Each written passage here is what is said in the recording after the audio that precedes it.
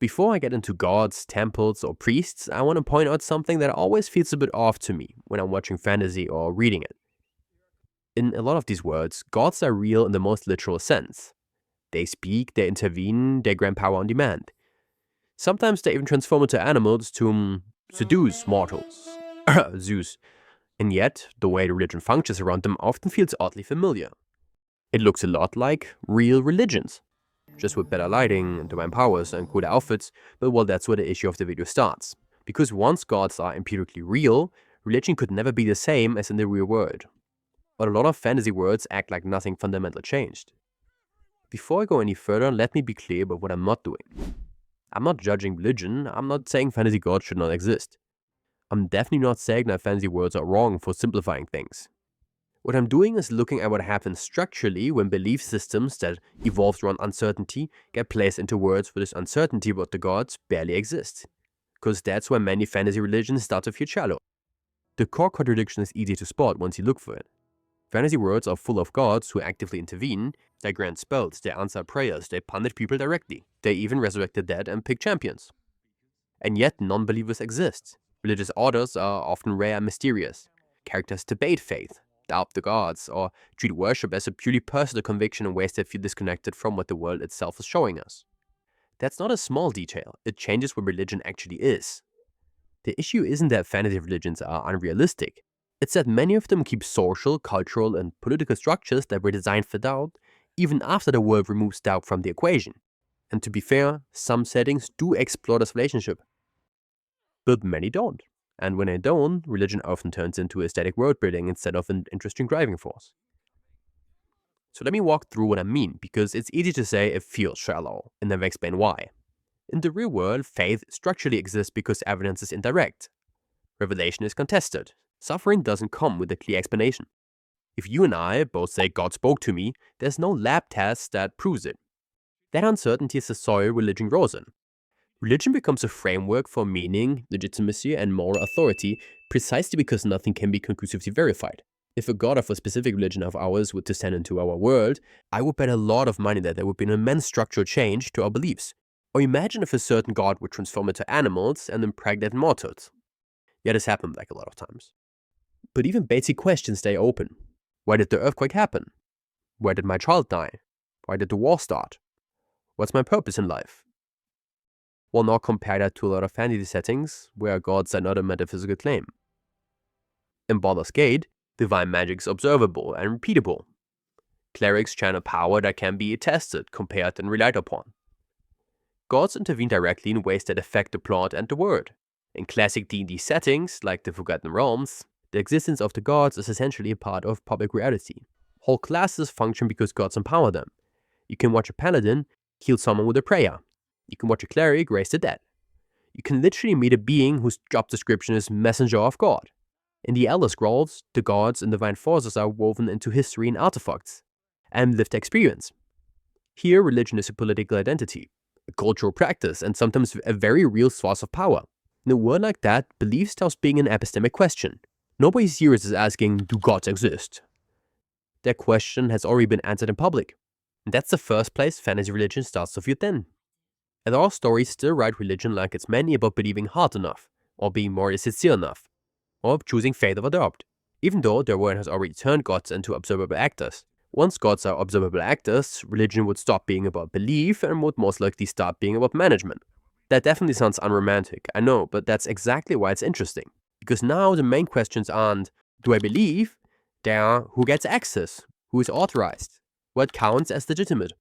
Who gets punished? Who gets protected? Who gets ignored? If divine power can be involved reliably, somebody is going to regulate it. Not because they're evil, but because they would have to. Think about it like this. If healing magic is real, it's not a miracle, it's a resource. It's triage, it's insurance, it's political leverage. If resurrection is possible, it isn't just a miracle, it's succession crisis prevention. It's prisoner control, it's war escalation. It's also a nightmare for law because suddenly death stops being a clean boundary. Imagine a trial where the victim can be revived to testify, but only if the priesthood approved the spell. It's not an insane spiritual moment anymore. It would much more likely be an institutional choke point. So religion shifts from believing to administering. Who's allowed to perform miracles? Under what rules? What about oversight? Is there a licensing system? Is there an order of clergy that audits other clergies? Are there penalties for unauthorized divine magic?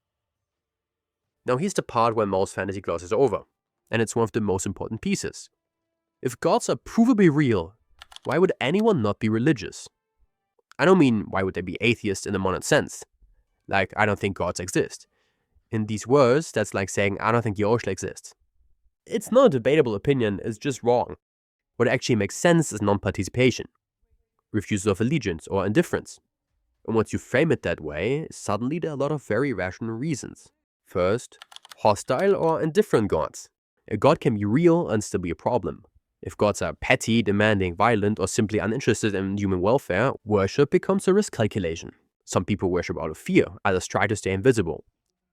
If you live under a god who punishes protest brutally, faith stops being a personal journey and starts looking like compliance under a cosmic dictator. And it also creates quite a predictable response. Quiet resistance, underground movements. People who acknowledge the god's existence and still say, I'm not giving you my loyalty. Second, moral disagreement. Knowing a god exists doesn't mean agreeing with them. Obedience and belief are not the same thing. A person might fully accept a god's reality and still reject their values, their commands, or the system built around them. This is where fantasy misses out on an easy win. A character doesn't have to be a non-believer. They can be a dissenter. Someone who says, yeah, the god is real, but he's a pretty bad guy. That's a fundamentally different kind of conflict, and it's way more grounded. Third, power as symmetry. Some gods may exist but be unreachable or irrelevant to daily survival. If the god never intervenes locally, never answers prayers, and never affects your life, then acknowledging them becomes like acknowledging a distant empire you never interact with. Real, technically powerful, but not worth structuring your day around. And fourth, power access. If religion is about managing access to divine power, then a lot of people are going to be non-religious in the same way people are non-university. Not because they deny the institution exists, but because the institution doesn't serve them.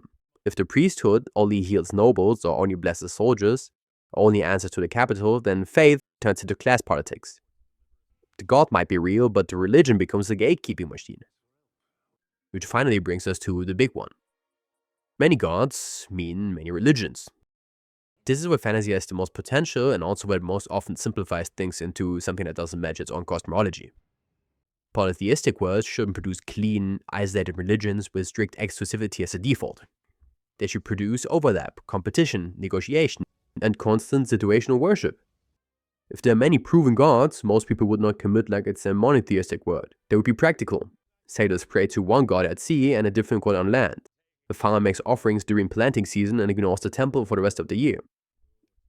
A merchant prays to the trade god before a deal and still leaves a coin at the shrine of luck, because why would you not? And this changes the whole vibe of religions in a way fantasy rarely shows. Religion becomes contextual. It becomes transactional sometimes. It becomes a social habit more than a personal identity. Games like Hades handle this well because the gods are constantly interfering with each other and overlapping in weird ways. Their interests clash, their domains blur, and you can feel the competition. American Gods pushes a different angle, where belief is basically a currency, and gods are fighting for attention like rival brands. That's extreme, but it makes a point. In plural systems, religion becomes a market. Even in settings like the Forgotten Realms, where gods are unknown and many, it would be normal for people to hedge, to spread worship, to treat religion like you treat alliances. You don't put all your trust in one power unless you're forced to. But a lot of fantasy still writes religion as if exclusivity is the default, even when the cosmology doesn't support it. One god, one faith, one correct path, and everyone else is wrong. That can exist, but in a world with multiple active divine agents, it should feel like a political project and not a natural default. Now let's talk about schisms and heresy, because this is another place where words accidentally import reword dynamics without adapting them. In a world where divine existence is public knowledge, heresy doesn't vanish, but it changes character. Disputes shift away from existence and towards interpretation and authority. Conflict becomes political rather than theological. Who has the right to speak for God? Which revelation counts? Which miracle is authentic? Whether a prophet is a real messenger or just a very talented fraud with access to divine magic. And yes, fraud becomes a huge deal in these worlds, because when miracles exist, people will fake them. When divine signs exist, people will manufacture signs. You would absolutely have a black market for relics, forged prophecies, staged blessings, and priests selling access. Some institutions would respond with bureaucracy, relic verification, trials for false clerics, maybe even inquisitions that aren't about belief at all, but about controlling access to power. You can see versions of this in The Sandman, where gods weaken not because doctrines change, but because belief shifts. In the Elder Scrolls, gods exist, but practice varies across cultures and politics. The conflict isn't about who is real, it's about who has legitimacy. And that flows naturally into priesthood power. If clerics can reliably channel divine power, priesthoods become institutional power centers whether the world wants them to or not. Healing is public health. Blessings are economic advantage. Resurrection is political leverage. Divine judgment is law enforcement. A priesthood that can do those things doesn't stay spiritual, it becomes a state within a state. And now the really important nuance. Some settings do explore this, many don't, and usually it's not because the author is lazy, but because if you follow the consequences all the way through, it starts eating the rest of your story. If clerics can solve too many problems reliably, your heroes feel less important. If gods intervene openly, politics turn into divine diplomacy. If religion is embedded properly, a lot of conflicts become institutional, not personal. That's harder to write, it's harder to keep the story focused on one protagonist. It forces you to deal with systems, and systems are often messy.